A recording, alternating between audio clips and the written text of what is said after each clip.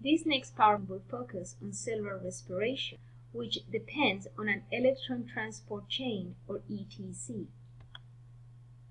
Remember that in the living world we find 4 types of metabolic groups, judging by energy source and carbon source: the photoautotrophs, the chemoautotrophs, photoheterotrophs, and finally the chemoheterotrophs. We're focusing on the chemoheterotrophs, the only group that is medically important. Among the chemoheterotrophs, which deliver their energy and carbon sources, which derived their energy and carbon sources from chemicals, we have 3 groups: those who undergo aerobic respiration, those who undergo anaerobic respiration, and those who undergo fermentation. Notice that aerobic respiration and anaerobic respiration are types of metabolisms that depend on an electron transport chain.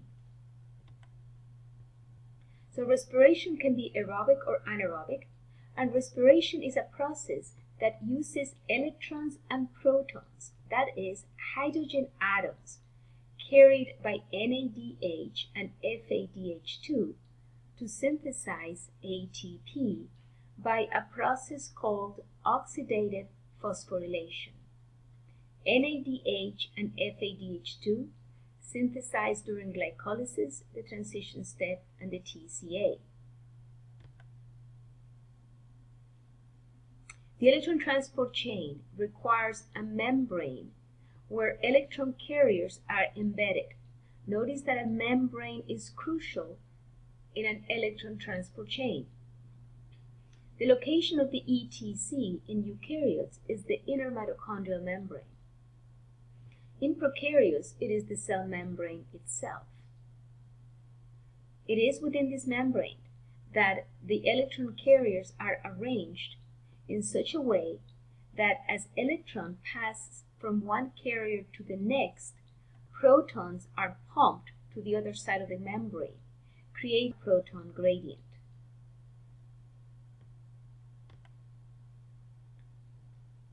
In eukaryotic organisms, the ETC is found in the mitochondria. Specifically, the carriers are embedded within the inner mitochondrial membrane, which surrounds the matrix, which was the location of the citric acid cycle and the intermediate step. In prokaryotic organisms, the ETC takes place in the only membrane available, the cell membrane. So this is the membranes in the mitochondria. Remember, all membranes are made of phospholipids, which are these little molecules that you see here. In the inner mitochondrial membrane, we have the electron carriers embedded, receiving electrons from the electron carriers NADH and FADH2.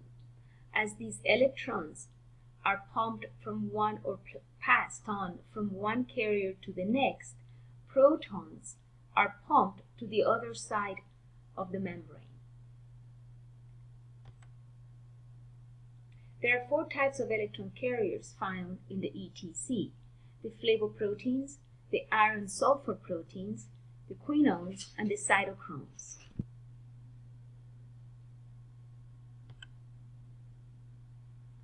This is a representation of a eukaryotic ETC. Complex 1 accepts electrons from NADH. The electrons are passed on from complex 1 to complex 2, where coenzyme Q delivers the electron to complex 3. From there, the electron is passed on to cytochrome C, which in turn gives it to complex 4.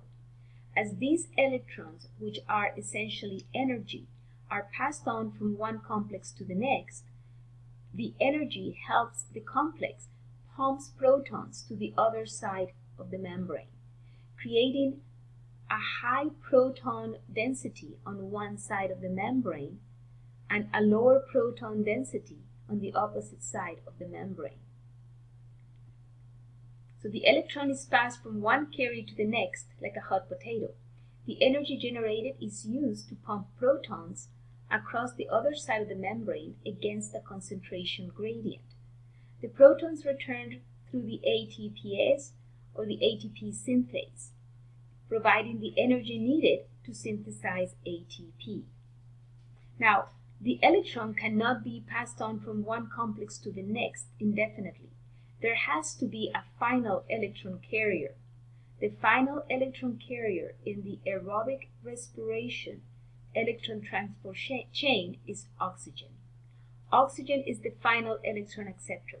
When it accepts the electron, it joins with hydrogen ions in its surroundings to create water. So, as NADH delivers its electrons to the electron carriers or the ETC, the electrons provide the energy to pump hydrogen ions against the concentration gradient into the other side of the membrane. These hydrogen ions are going to return through an enzyme called an ATP synthase. An ATP synthase is an enzyme that makes ATP by accepting ADP and free phosphate found in the matrix of the mitochondria or the cytoplasm of the cell. So ATP synthase takes ADP, an inorganic phosphate, and joins it together to synthesize ATP. This reaction requires energy. The energy is given by these protons returning from a high concentration to a low concentration environment, diffusing themselves through the ATPase and providing the energy needed to synthesize ATP. This electron transport chain is aerobic because oxygen is the final electron acceptor in the electron transport chain. The electron transport chain of prokaryotes have a variety of carriers and can run as an aerobic or an anaerobic transport chain. You will still find an ATPase or ATP synthase within the prokaryotic electron transport chain. This will be the enzyme that will make ATP by use ADP plus inorganic phosphate from the environment in a process called oxidative phosphorylation. Anaerobic respiration is an electron transport chain that does not use oxygen as the final electron acceptor. Instead, nitrogen or sulfur compounds are used as terminal electron acceptors. Nitrogen compounds or sulfur compounds can be used to accept that final electron instead of oxygen. In those instances, the electron transport chain becomes less efficient, making less ATP than in the aerobic electron transport chain when oxygen is used as the final electron acceptor.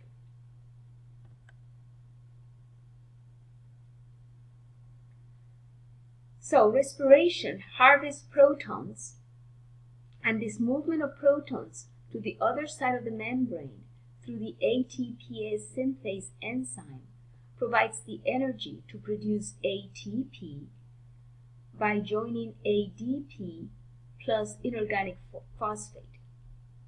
1 ATP is formed from an entry of 3 protons into the ATP synthase enzyme.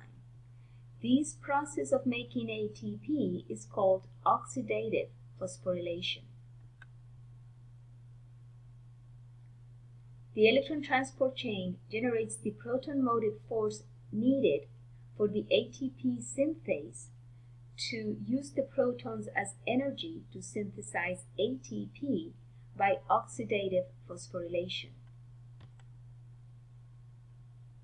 One NADH molecule produces enough electrons to drive the synthesis of 3 ATP molecules. One FADH2 molecule produces enough energy to drive the synthesis of 2 ATP molecules.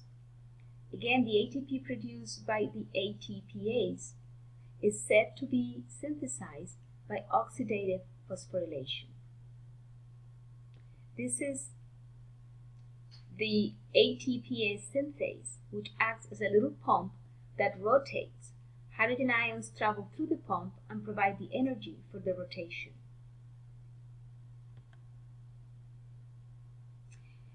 In summary, the NADHs harvested during glycolysis, the transition step, and the TCA would provide the electrons needed to pump hydrogen ions into the other side of the membrane, which will drive the synthesis of ATP by oxidative phosphorylation. Remember that glycolysis provided 2 NADHs, from which 6 ATPs can be synthesized in the ETC. The transition step provided 2 NADHs per glucose molecule, which is enough to make 6 ATPs.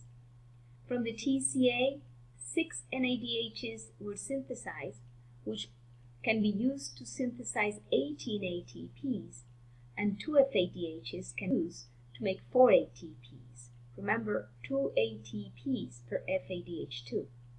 The grand total would be 34 ATPs per glucose molecule.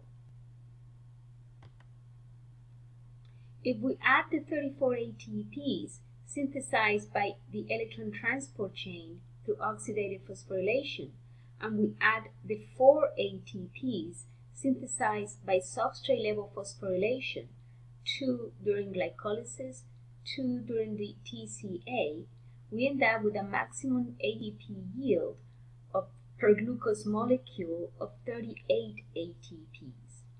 The eukaryotic cells have a theoretically maximal yield of actually 36 ATPs because 2 ATPs have to be spent transporting pyruvate across the mitochondrial membrane into the matrix of the mitochondria. You should now be able to fill in the metabolic pathway chapter 6, the chart, with information regarding the ETC. You should know the location of the pathway in eukaryotes and prokaryotes, the starting reactants, the final products, the number of oxidation steps, if any, the number of ATP synthesized, and the number of decarboxylation steps, if any.